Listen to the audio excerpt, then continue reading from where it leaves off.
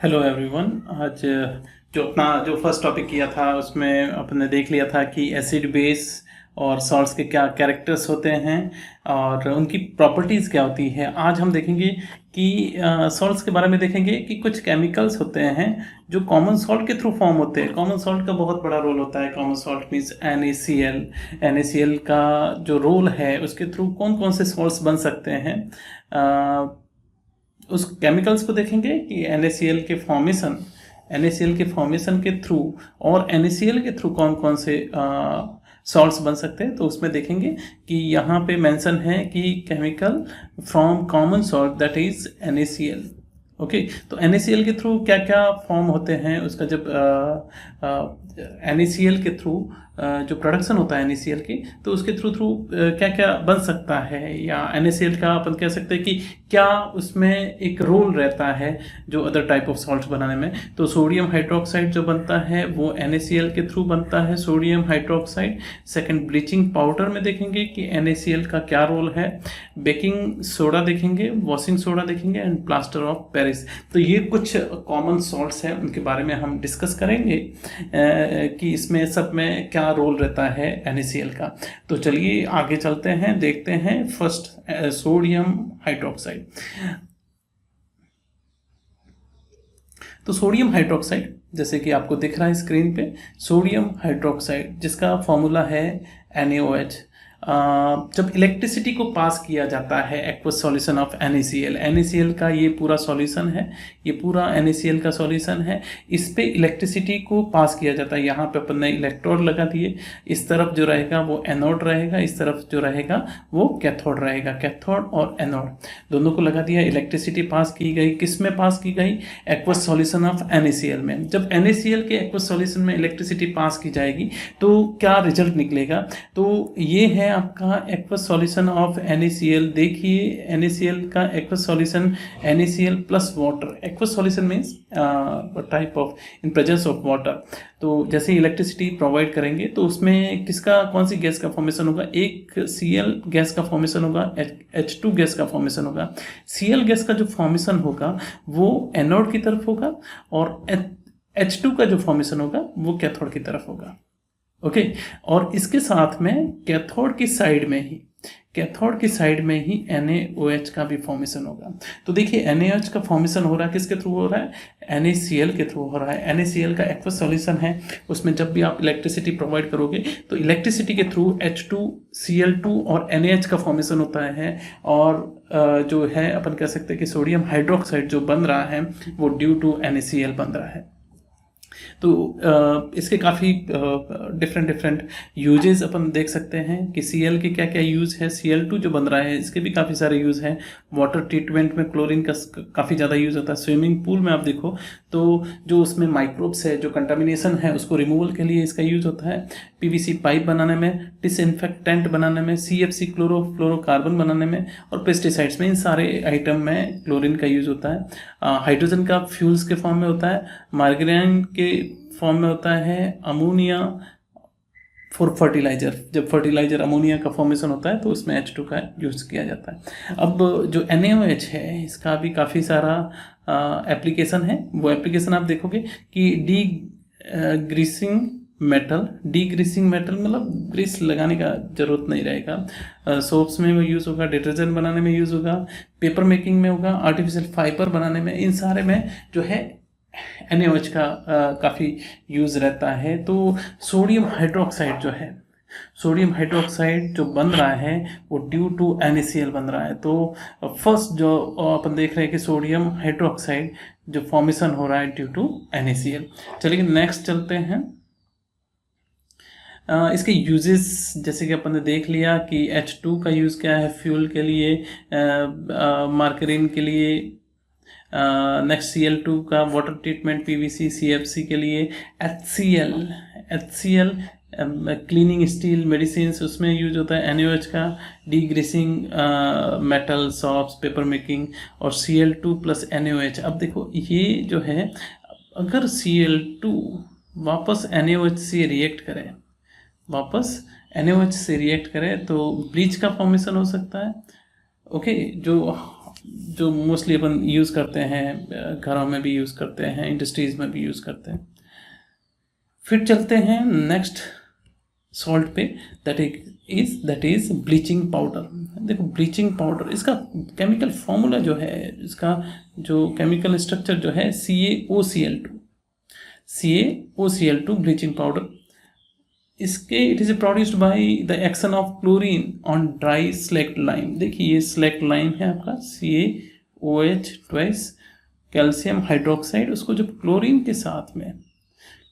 के साथ में रिएक्शन करवाया जाए तो क्या बनेगा, आपका ब्लीचिंग पाउडर बनेगा, उसके साथ में वाटर का फॉर्मेशन होगा। अब ब्लीचिंग पाउडर की एप्लीकेशन क्या क्या है, तो ब्लीचिंग जो है कॉटन और लिनन में मोस्टली यूज़ होता है, टेक्सटाइल इंडस्ट्री में इसका ज़्यादा यूज़ होता है, कॉटन एंड लिनन के लिए। ब्लीचिंग वुड पल्प के थ्रू जो पेपर का फॉर्मेशन होता है उसमें भी यूज़ होता है।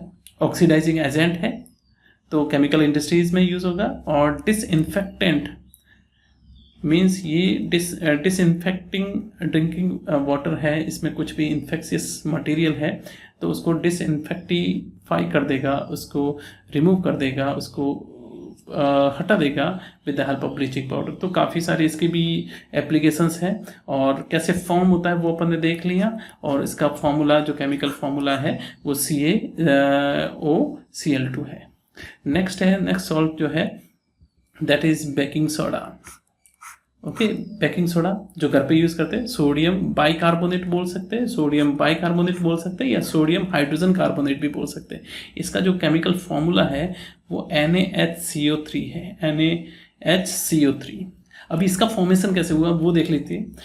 NaCl है, क्या पार्टिसिपेशन है, क्या रोल है NaCl का, वो देखना बहुत जरूरी होगा कि NaCl है वो H2O, CO2 और NH3। NaCl जो है, सोडियम क्लोराइड जो है, वाटर प्लस कार्बन डाइऑक्साइड और अमोनिया तीनों के साथ रिएक्ट करके अमोनियम क्लोराइड बनाएगा। एक बनाएगा अमोनियम क्लोराइड और दूसरा जो बनाएगा वो बेकिंग सोडा बनाएगा, दैट इज सोडियम बाइकार्बोनेट बनाएगा। ओके, अब इसके कुछ कैरेक्टर है। It is mild non corrosive base है और when it is heated during cooking, जब इसको कुक करते हैं, इसको हीट करते हैं तो सोडियम कार्बोनेट और H2O और CO2 का फॉर्मेशन हो जाएगा। तो CO2 फॉर्म हो जाएगा तो उसके कारण आपने देखा होगा कि काफ़ी, अगर आप बेकिंग सोडा डालते हो तो उसमें क्या होगा, स्पॉन्जी टाइप फॉर्म हो जाता है। स्पॉन्जी टाइप ऑफ किसी भी मटेरियल का बनना, उसमें आप सोडा क्यों डालते हैं, जैसे खमण है तो उसमें CO2 या बेकिंग सोडा डालने से क्या CO2 का फॉर्मेशन होगा और वो फूल जाएगा। तो मोस्टली इसका यूजेस जो बेकिंग सोडे का है वो मोस्टली अपने किचन में रहता है।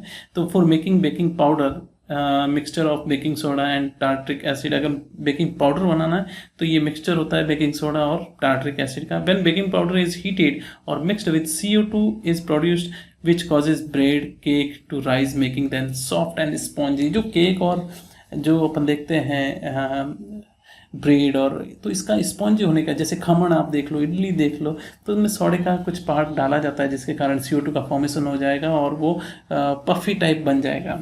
N ingredient in antacid. Okay, ये एक इंग्रेडिएंट है एंटासिड का, एसिड के अगेंस्ट में। Used in soda acid fire extinguisher, इसका सोडा एसिड में भी यूज़ होता है। आप सोडा वाटर पीते हैं तो उसमें भी यूज़ होता है और फायर एक्सटिंग्विशर में भी इसका यूज़ किया जाता है। तो ये कुछ एप्लीकेशंस थी। नेक्स्ट है वॉशिंग सोडा, जिसको अपन बोलेंगे सोडियम कार्बोनेट। और सोडियम कार्बोनेट जो है साथ में 10H2O, इसका अपन थोड़ा देखेंगे, एक दो लाइन इसकी क्या मीनिंग है 10H2O। Recrystallisation of sodium carbonate gives washing soda, it is basic salt, basic है। अब रिक्रिस्टलाइजेशन मतलब क्रिस्टल का फॉर्मेशन होता है तो उसमें कुछ मॉइस्चर कंटेंट रहेगा, उसमें कुछ वाटर के मॉलिक्यूल्स रहते हैं तो उसको ही डिनोट करता है 10H2O। तो सोडियम कार्बोनेट जब वाटर से रिएक्शन करेगा and then formation of washing soda. Okay, sodium carbonate जो है वॉशिंग सोडा वो कब बनेगा, जब वाटर से रिएक्शन करेगा, मीन्स इन क्रिस्टलाइजेशन फॉर्मेशन में ही अपन कह सकते हैं कि वो वॉशिंग सोडा की तरह एक्ट करेगा। In glass of paper industry में इसका मोस्टली यूज होता है। मैन्युफैक्चर ऑफ बोरेक्स बनाने में इसका काफ़ी ज़्यादा यूज़ होता है। क्लीनिंग एजेंट है फॉर डोमेस्टिक पर्पज़। आप कहीं पे भी आपके जो भी क्लोथ है या आपके जो बर्तन है उसको मांजने में इसका कहीं ना कहीं रोल रहता है। For removing permanent hardness of water, अगर हार्डनेस ज़्यादा है तो उसको भी रिमूव कर सकता है ये वॉशिंग सोडा। तो ये कुछ एप्लीकेशंस हैं। नेक्स्ट लास्ट एंड फाइनल और सबसे important that is plaster of Paris. Plaster of Paris, इसका फॉर्मूला आता है कैल्शियम सल्फेट और उसके साथ में हेमीहाइड्रेट। तो यहाँ पे देख लीजिए कैल्शियम सल्फेट और hemihydrate means half molecule of water. Okay, so 1/2 H2O। On heating gypsum, देखो जिप्सम में आप देखोगे तो 2 मॉलिक्यूल ऑफ वाटर है। जब इसको आप हीट करोगे तो इसमें से 1.5 मॉलिक्यूल ऑफ वाटर रिलीज हो जाएगा एंड जो रिमेनिंग रहेगा उसी को अपन बोलेंगे plaster of Paris.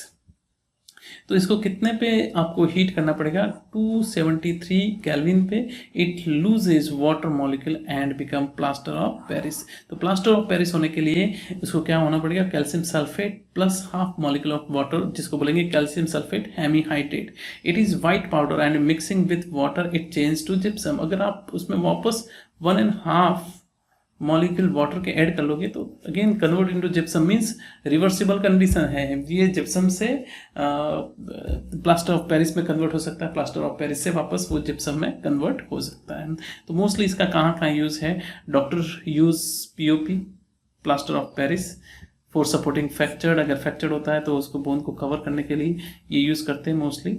For making toys, काफ़ी टॉयज़ बनाए जाते हैं। मटेरियल फॉर डेकोरेशन में भी यूज होता है।